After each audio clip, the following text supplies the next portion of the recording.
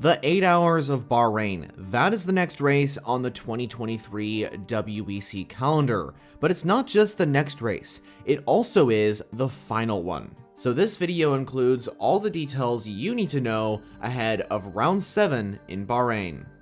This 2023 season of the World Endurance Championship has been extraordinary and record-breaking during this new era of endurance racing. And we are going to conclude it all here in Bahrain with 2 championships up for grabs, Hypercar and LMP2. The last race of the World Endurance Championship was held in Japan, and if you did miss out on all the details from the 6 hours of Fuji, I made a race review which you can check out by clicking the link in the description.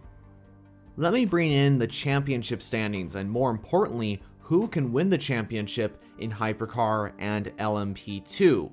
In Hypercar, the Drivers' Championship is yet to be decided, but as for the Manufacturer's title, that's been claimed by Toyota, last time out in Fuji. Toyota has the upper hand, but the title is between those 2 Toyotas and the 2 Ferraris. All the other entries are out of contention. While the 7 Toyota has the most wins, they are actually sitting second. They have a 15-point gap to the championship leader, the number 8 Toyota. And sitting in third is the number 51 Ferrari. In LMP2, the number 41 WRT entry sits at the top of the championship with 135 points. While they have a pretty big gap to the next car, the championship is not over just yet. They have a 33-point gap to the number 34 Inter-Europol entry. And in third is the number 22 United entry, and the Inter-Europol and United are separated by just 1 point. Of course, in GTEM, we already know that Corvette has won the championship, but the battle for second is still on. The number 85 Iron Dames Porsche is in second position, but just behind is the number 54 AF Corsa Ferrari. They of course took a victory at the 6 hours of Fuji, so they're closing in on the Iron Dames Porsche.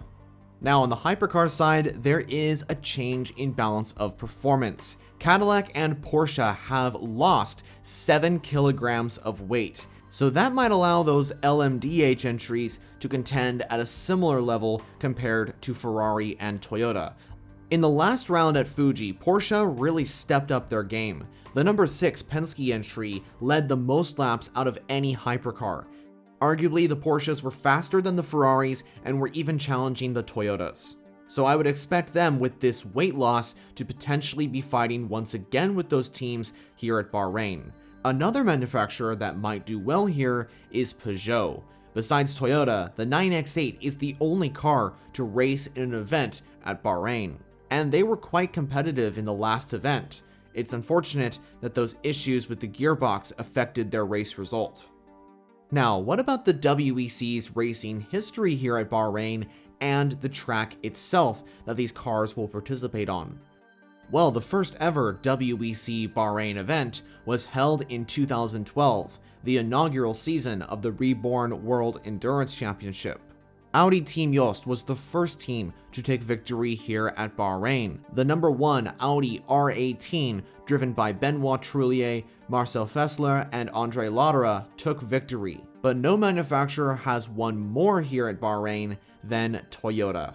The Japanese marque has 8 separate victories here in Bahrain, their most recent coming last year in 2022. The track itself is a purpose-built road course designed by Herman Tilke. It was opened on March 17th of 2004 and is FIA Grade 1.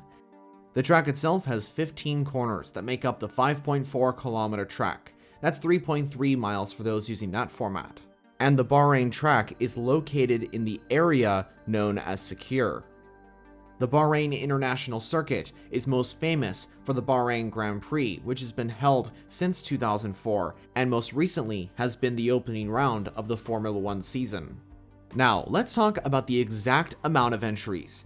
In Hypercar, we will see 12 cars. In LMP2, there will be 11, and in its final appearance, GTEM will have 13 cars on the grid. All these numbers combine to create a 36-car grid for the 8 hours of Bahrain. A pretty important factor to think about across the entire weekend of racing here is that this will be the final WEC event with GTE-AM and LMP2. Both LMP2 and GTE cars have provided some of the best racing across the endurance motorsport world. But for 2024, there are no more participants to compete in LMP2, as the majority of them are moving up to hypercar. And as for GTE-AM, it's ending because the GTE regulations are being replaced by the new and better GT3 regulations. In the next few weeks, I'll be releasing some videos on a full breakdown on why LMP2 and GTE-AM will not be on the WEC grid in 2024. Something else I wanted to mention is that while we were in between races from Fuji to Bahrain, it was announced that Glickenhaus will end their WEC program for the foreseeable future. And this also means that Glickenhaus will not be on the grid for this event in Bahrain. Now let me tell you about when this race happens and how you can watch the finale in 2023.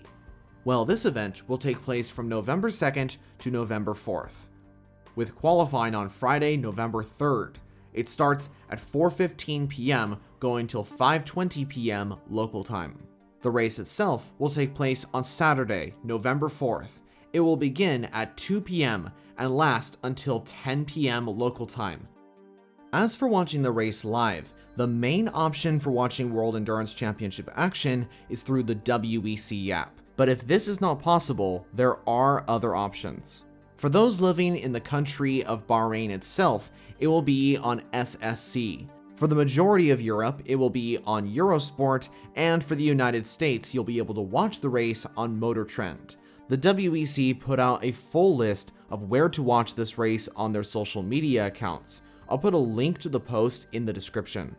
So that concludes what you need to know ahead of the WEC finale for 2023, the 8 Hours of Bahrain. Are you excited for this event, and who do you think is going to win overall? Let me know all your thoughts on this upcoming race down in the comments. I hope you enjoyed this video, and if you're interested in endurance racing and you're not subscribed yet, I highly suggest you do so. I make content on WEC and IMSA every single week. And speaking of content, here are some videos you can watch right now. So thanks for watching, I'll see you all in the next video.